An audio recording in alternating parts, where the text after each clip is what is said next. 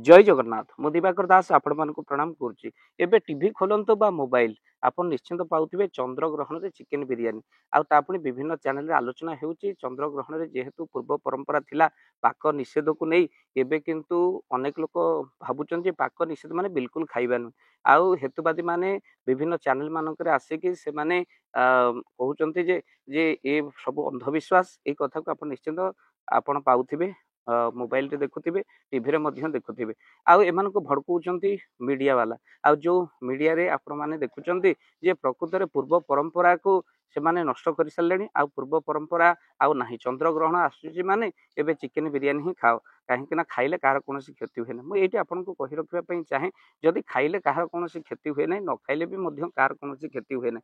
एमानकु media को सामना को आनी चैनल रे बसई एमानक ठारू आम धर्म विरुद्धर कथा शुणिबा यह केते दूर ठीक ठीक विचार करंतु जो परंपरा बाप अजा परंपरा रु आसी चंद्र ग्रहण कथा आमे से कथा को पालन करू आमर कौन क्षति हो जाए ताकू अंधविश्वास कही जो भली भाव रे एबे मीडिया मानक जो चली विवाद चली जहाँ को कहबी यहाँ केते दूर ठीक आपण माने विचार करंतु को अल्प संख्यक जो माने कि धर्म को विश्वास करते नहीं जहाँ को हेतुवाद कहते से माने ही एक कथा आगू आणुचंती एक कथा को 600 वर्ष तले मध्य महापुरुष अच्युत लिखिथिले दिने समय एमिति आसीबो जो समय भितरे कहले आगु को आसीबो ए घटना महापुरुष को जल जल ही देखा होतिला कहले एमि सब हेतुवादी माने विज्ञान को विश्वास करुवा लोक माने आसीबे से माने कहिबे आगु को पिंड श्राद्ध भी दियो ना तेणु से माने कोन कहिबे कहले पिंड श्राद्ध पुणी बुड़ीबो संसारु मला प्राणी काई खाए भंडीबा पाई कि ब्राह्मण जातिटा शास्त्र गढ़ी प्राय से माने जुक्ति बाढ़िबे कहे मला प्राणी कौन के खाए तेणु पिंड श्राद्ध एगुड़िक बिल्कुल दिंतु ना जो मैंने आज चैनल बसी हेतुवादी जुक्ति कर चंद्रग्रहण खाइले भी किसी हेबनी से माने तांकर जो मान धर्म को विश्वास करते नहीं से माँ भौणी सब एका भली अर्थात स्त्री भली से देखा कहीं भितर धर्म ना ना भौणी कौन माँ कौन या भितर कौन प्रभेद रहा स्त्री कौन आ भितर प्रभेद कौन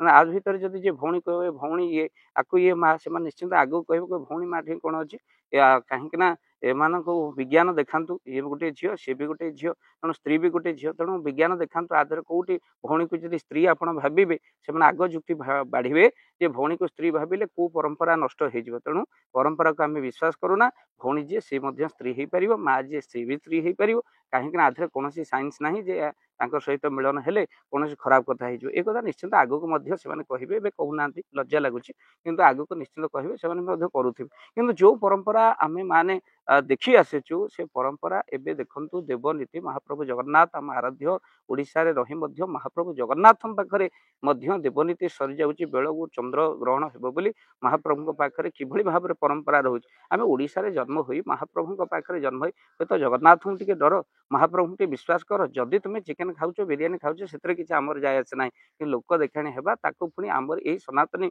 जो माने बे मीडिया रे आज प्रश्न पचाउचंदी से माने मध्य तांको डाकी स्टूडियो रे बसई तांको ठारू एभली भाव रे अधर्म कथा गुडी को सुनिबा जे विज्ञान कुसंस्कार कथा गुडा को सुनिबा तेणु निश्चिंत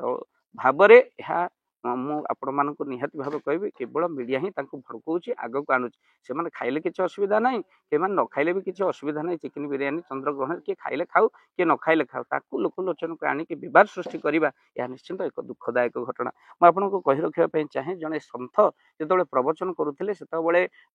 संत मानक ठारू कि भगवान अच्छा कि ना यही कथा शुणापी अनेक लोक जाकि रुंडी भूत हेले पाखरे तेणु जितेबाला रुंडीभूत देखिले सत पचारे कहले प्रभु हे सत महाशय आपन टे कहतु भगवान दुनिया अच्छा कि ना तेणु ये सन्थ कही कहले जदि भगवान अच्छा भावुच तो कौ मैंने भावुच टे हाथ टेक अनेक हाथ टेकिले भगवान अच्छा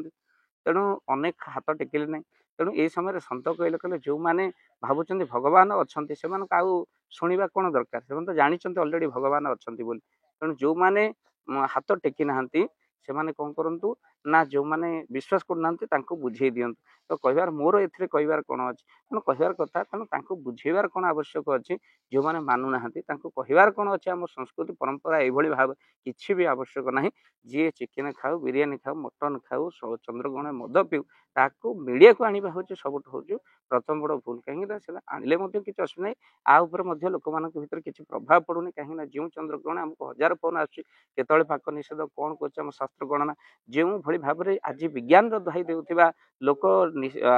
ଶଙ୍କରାଚାର୍ଯ୍ୟଙ୍କ ଗଣନା ଅନୁସାରେ ଚନ୍ଦ୍ରାୟନ ଯାତ୍ରା ସଫଳ ହୋଇଛି। ଯଦି ଗଣନା ଅନୁସାରେ ପଠାଣ ସାମନ୍ତଙ୍କର ବହୁତ ଭାବରେ ଆମର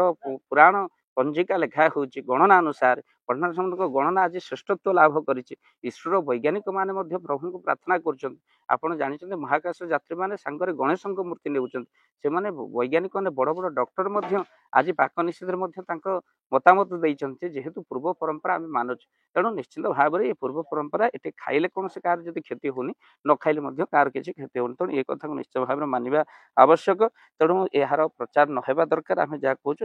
ରାଶି ନକ୍ଷତ୍ର ଯେଉଁମାନେ କାଳ୍ପନିକ ବୋଲି କହୁଛନ୍ତି, ତେଣୁ ସେମାନେ ପୂର୍ବକୁ ଦେଖନ୍ତୁ। ଜ୍ୟୋତିର୍ବିଦ ମାନେ ମଧ୍ୟ ବହୁତ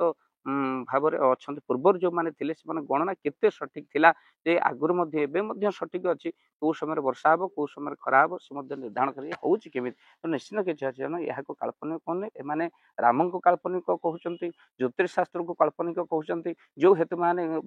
ହେତୁବାଦୀ ମାନେ ଆଜି ଚିକେନ ବିରିୟାନୀ ଖାଉଛନ୍ତି ସେମାନେ ନିଜ ବାପାକୁ ମଧ୍ୟ କାଳ୍ପନିକ କହିବାକୁ ପଛେଇବେନି। ତେଣୁ ମହାପୁରୁଷ ଆଗରୁ ଲେଖିଥିଲେ କହିଲେ ସମୟ ଆସିବ ଏମିତି ବିଜ୍ଞାନର ସବୁ ବାହାରିବେ,